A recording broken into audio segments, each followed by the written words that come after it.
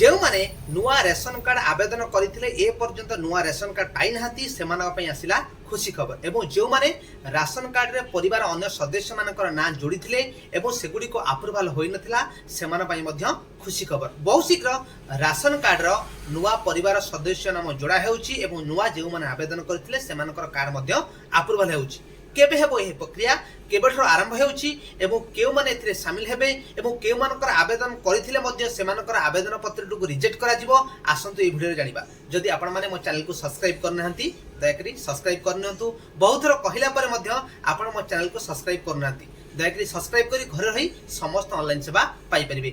ओडिसा रा बहुत लोक अछंती जो माने राशन कार्ड पई एबे मध्य चिंतित अछंती। बहुत गरीब श्रेणी लोक माने जो माने राशन कार्ड पाई बारंबार आवेदन करिवा पर मध्य सेमानकर राशन कार्ड पाई पार नाहंती एवं मेडिकल सहायता मध्य सेमाने जहा सेमानकर गरीब श्रेणी लोक माने आर्थिक सहायता खोजछंती सेमाने मध्य पाई पार नाहंती एवं इमरजेंसी समय रे कोनोस डिलीवरी पेशेंट पे मध्य राशन कार्ड नथिले सेमानकर जो चिकित्सा सहायता सेमाने पाई पार नाहंती एवं जहा ई केवाईसी प्रक्रिया चलीची सेति पई राशन कार्ड नुआ आवेदन को मध्य बंद कर दिया जाइछि। नुआ राशन कार्ड अप्रूवल हेउ नाही एवं जो माने जोग करथिले मध्य सेमानक अप्रूवल करा जाई पारि नाही। एथि पई कोन ना ई केवाईसी प्रक्रिया चलीछि को माने योग्य एवं को माने अयोग्य तार वेरिफिकेशन चलीछि। ई केवाईसी परे सेमानक राशन कार्ड दिया जिवो। बीजेडी गवर्नमेंट समय रे बहुत गवर्नमेंट एम्प्लॉई डाक्टर एवं इनकम टैक्स डिपार्टमेंट को टैक्स दउथिबा लोक मध्य चंचकता करी बीजेडी सरकार समय रे सेमाने रेशन कार्ड हातेइछंती एवं एबे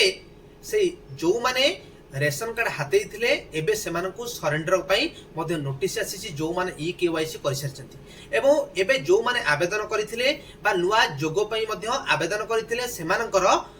बहुत शीघ्र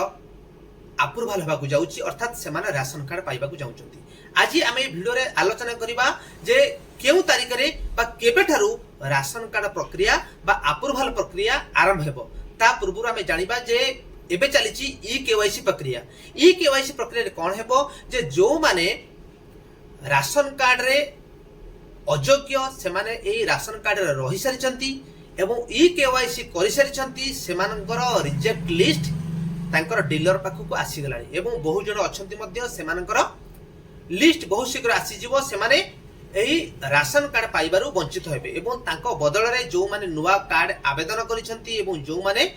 राशन कार्ड रे जोग होआ पई आवेदन करिसंती सेमाने बहुत शीघ्र पाइबाकु जाउचंती। देखो जो समय रे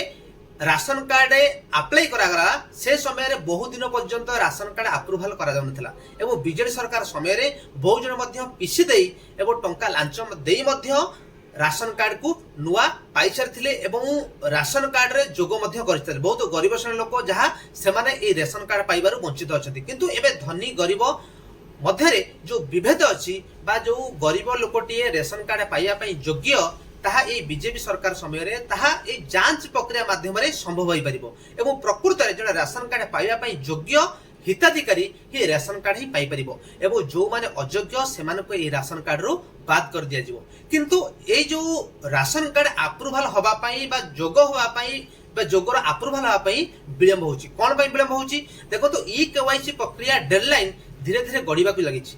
एवं कोन पई गडिबा को लागिछि जे जो किछि जगह रे प्राय 90% ई केवाईसी सरी गलानी जे जो मानकर ई केवाईसी सरीछि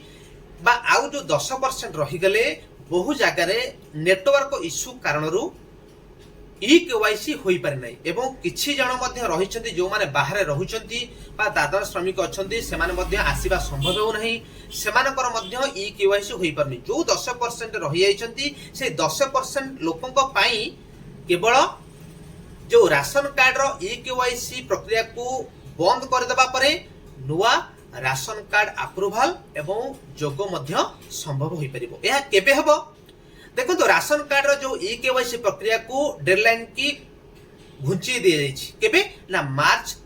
31 तारिख पर्यंत। मार्च 31 तारिख होछि फाइनल डेट तापरे कोनोसी डेट मध्य आगो को हेबो नाही कारण जो 10% मात्र अछंती से 10% एई जो व्यवधान रहिला से व्यवधान मध्य रे से निश्चय भाव रे एउडी को क्लियर करिवे एवं क्लियर न कले मध्य सेमानकु अयोग्य विवेचित करा जाई रेशन कार्ड रो बाद कर दिया जिवो एवं बहुत शीघ्र एवं मार्च शेष परे अर्थात एप्रिल रु आपण माने नुआ रेशन कार्ड पाइबा पई जाउछंती एवं यह निश्चित जे एप्रिल मासरू ए रेशन कार्ड रो आवेदन नुआ मध्य करि परिबे कारण एबे राशन कार्ड रे नुआ आवेदन जे करबा को चाहुछंती से मध्य आवेदन करि पारु नाहंती एवं जो माने जोग करिया को चाहुछंती से माने मध्य जोग करि पारु नाहंती कारण जेहेतु ई केवाईसी चलीची मु सपोज नुआ रेशन कार्ड आवेदन कली ताकू जदि अप्रूवल कर दिया जेबो एवं ई केवाईसी पुणी आउ थरे डेट मध्य एक्सटेंड करा जेबो तेणु एथि पई सब प्रक्रिया को बंद कर दे एथि बहुत गरीब लोक अछंती जो माने एहार लाभ उठे पार नाहंती जहाँकि सेमान प्रकृत रे गरीब सेमाने एपर्यंत रेशन कार्ड पाई पार नाहंती किंतु एहार बहुत शीघ्र अंत होगा जाउची कारण मार्च शेष सुधा राशन कार्ड ई केवाईसी संपूर्ण रूपे शेष होगा जाउची जहाँ कृष्णचंद्र पात्र जहाँ सूचना दैछंती एहा परे कोनोसी भी डेट आउ एक्सटेंड करा जिवो नाही बहुत शीघ्र आपण माने राशन कार्ड पाइबारु जो वंचित थिले ताहा बहुत शीघ्र आपण पाइबाकू जाउछंती आशा करूची आपनकू ए भिडियोटी भल लागिथिबो जदि भिडियोटी भल लागिथिबो दया करी चैनल को सब्सक्राइब करिवे एवं नोटिफिकेशन मध्ये ऑन करिवे लाइक करिवे एवं आकू जे कोनोसी सूचना जहा आपण माने जानिबाकू चाहुचंती ताहा आपण घरे बसी मध्ये पाई परिबे एवं जदि आपण माने नुवा राशन कार्ड आवेदन करिबाकू चाहुचंती किबा जोडिया पई चाहुचंती आपण माने मध्ये घरे बसी आवेदन करि परिबे हमकु मध्ये जोगाजोग करि परिबे स्क्रीन रे हमर नंबर दे दैछि आपण हमकु कांटेक्ट करि परिबे रहउछु जय जगन्नाथ।